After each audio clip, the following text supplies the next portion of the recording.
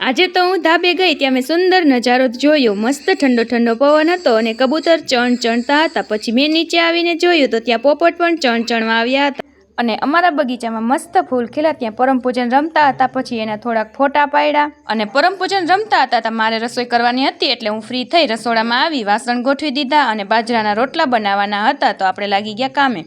તો પછી મેં બાજરાના રોટલા બનાવી નાખ્યા અને રસોઈ બની ગઈ એટલે બધું તૈયાર કરી અને બાપુજીને જમવા બેસાડી દીધા।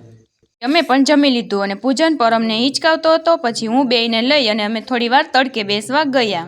એટલી જ વારમાં તો બેયને ઊંઘ આવી એટલે દૂધ પીવડાવી અને સુવડાવી દીધા। પછી કીતુબેને બપોર વચારે બનાવી હતી ગુંદી, એટલે એને તો ચણાના લોટનું બેટર કરી અને જો એ તો લાગી ગઈ છે ગુંદી બનાવવા। તો આ રીતના કંઈક ટ્રાય કરી છે ગુંદી બનાવવાની અને પછી ચાસણીમાં તરી અને નાખી દીધી તો મસ્ત ગુંદી બનીને થઈ ગઈ છે તૈયાર। તો ચાલો તમે પણ આવી જાઓ ખાવા માટે, મને તો ગુંદી બહુ જ ભાવે। પછી પરમ પૂજનને જામફળ ખાવાતા એટલે કીતુબેન ટેબલ લઈ અને જામફળ ઉતારવા લાગી ગઈ અને બેય રાહ જોતા હતા કે ક્યારે અમને જામફળ મળશે।